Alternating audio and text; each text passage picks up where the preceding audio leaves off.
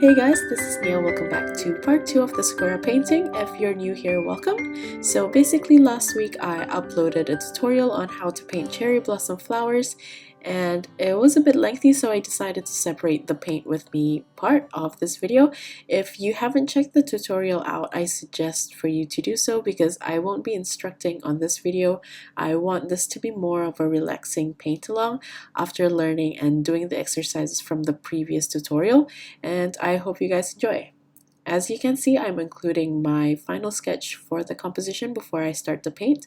So basically, if you're not too sure about the composition before you paint, it's better to sketch it out first. You can do a few and see which one you like, but I'm fine with this one, so I'm going to stick with this.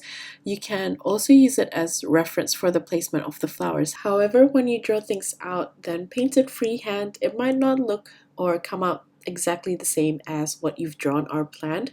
So with that said, the sketch is basically a very rough idea of your composition. As an example for this one, I'm using it mostly just for the flower placement because that's the thing that I'm going to paint first, and then the rest of the elements like the buds and the branch will come out naturally afterwards as the supporting elements. My main concern is always the flowers because that is the main subject that we're painting and also the focal point in this painting.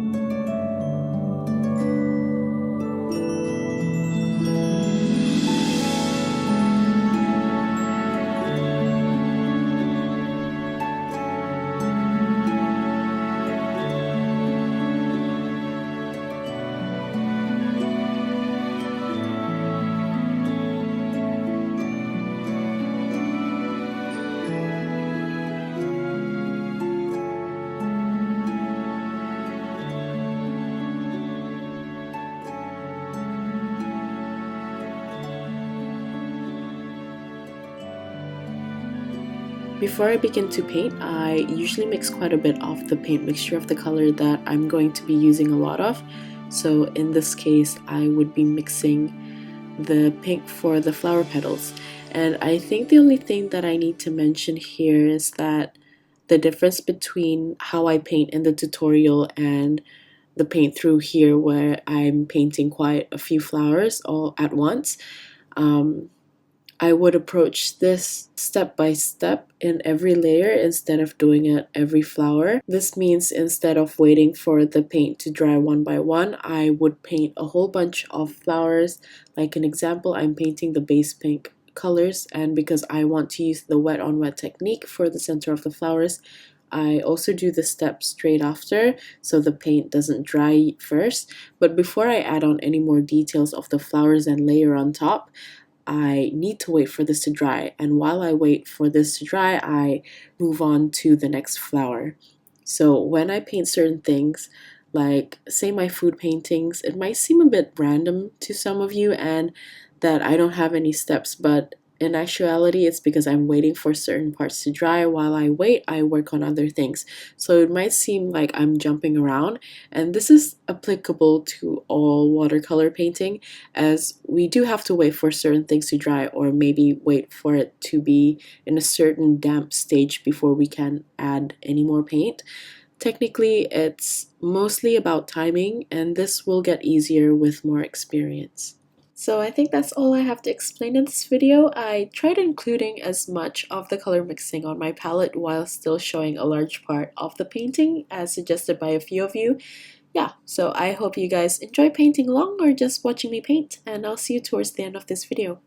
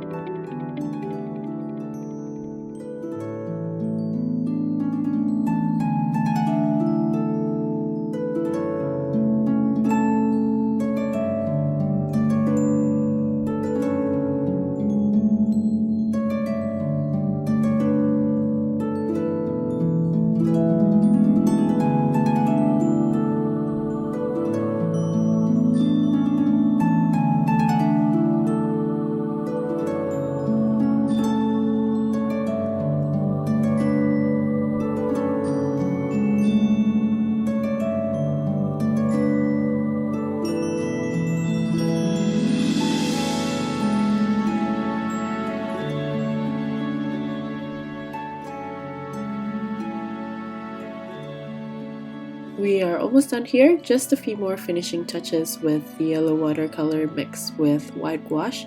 You can also use yellow gouache mixed with white to lighten it up a bit. So I hope you guys enjoyed watching this paint through. If any of you decide to paint along to this, be sure to show me. You can tag me on Instagram at IG_nyanyani. I'll put all the details in the description box below. If you are new here or new to this painting, I just want to let you know that this is part 2, and the first part is a step-by-step tutorial on how you can paint these cherry blossoms. If you find that this paint through is a bit tough, maybe you can check out the tutorial first and practice before painting this freehand. So with that said, I hope you guys learned something new from this video. Thank you for watching till the end, and I'll see you at the next one. Bye!